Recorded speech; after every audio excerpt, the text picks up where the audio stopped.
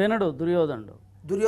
వినడు ఏం చెప్పినా ఏం అస్సలు చలించాడు. దగ్గర కూడా వెళ్తాడు కృష్ణుడు, నా మాట విను బావా అని అంటాడు. కానీ ఎన్ని రకాల ఆయనను ఉసిగొలిపినా కూడా పురిగొలిపినా కూడా తనలో ఉన్నటువంటి మంకుపట్టును మాత్రం తాను వదిలే ప్రసక్తి లేదు. అయినా కూడా ఇక పరమాత్మనికి అన్నీ తెలుసు, యుద్ధం అనివార్యం అనేది తెలిసిన మాటనే.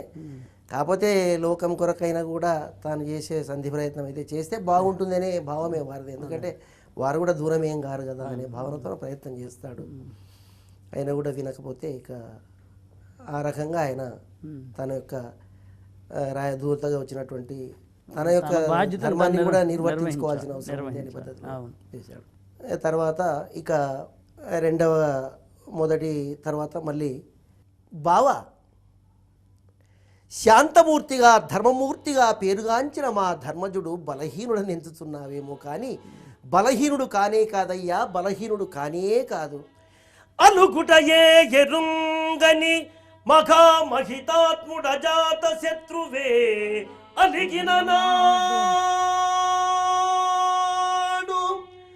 సాగరములన్నీయు ఏకము కాకపోవునే.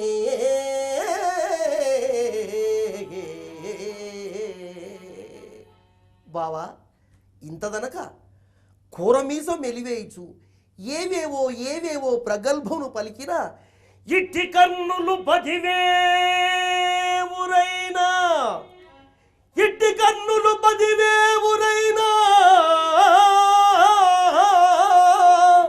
అని నత్తురు చత్తురు రాజరాజా. నా పలుకులు విశ్వసింపుము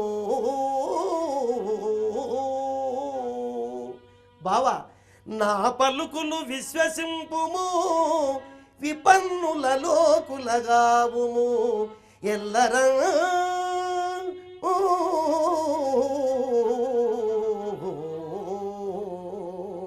బావా ధార్తరాష్ట్రాగ్రజ,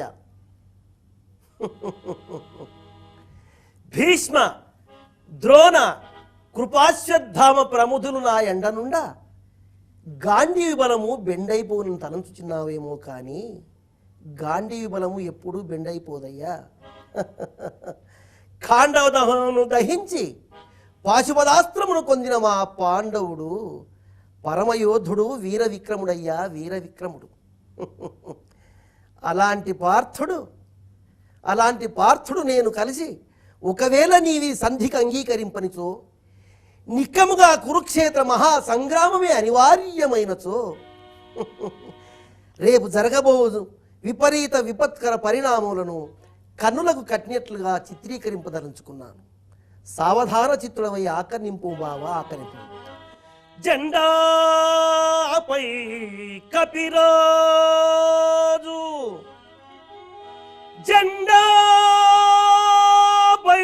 కపిరాజు ముందు సితవాజి శ్రేణియుంగూర్చి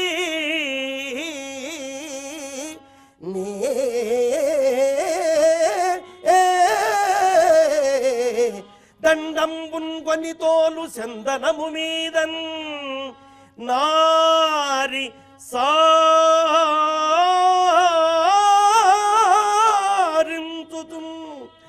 గాంధీవమ్ము ధరించి ఫల్గునుడు నీ మూఖం చెండు చెండు చెండుచున్నప్పుడు ఒక్కండును నీ మొర ఆలకింపడు. కురుక్ష్మానాథ సంధింపగన్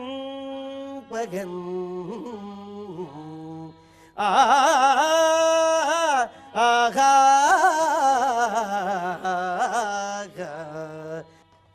సంతోషంబున సంధి చేయుదురే.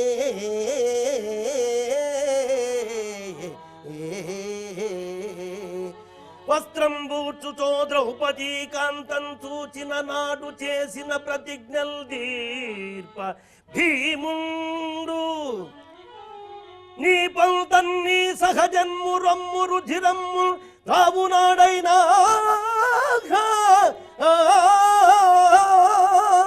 నిశ్చింతందద్గదయుంగ ధూర్యుగము ఛేదించు ఛేదించు నాడే నీయు సంతోషంబునా సంధి సేయుదురే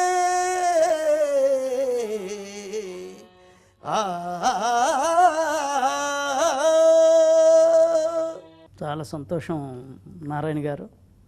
సత్యహరిశ్చంద్ర నాటకాన్ని, శ్రీకృష్ణరాయ వారి నాటకాన్ని, రెండు నాటకాలని మా కళ్ళకు కట్టినట్లు ఆయా పాత్రలు నటిస్తూ, స్వరాలని ఆలపిస్తూ, పద్యాలను పాడుతూ చాలా చక్కగా ఈ కార్యక్రమాన్ని నిర్వహించారు.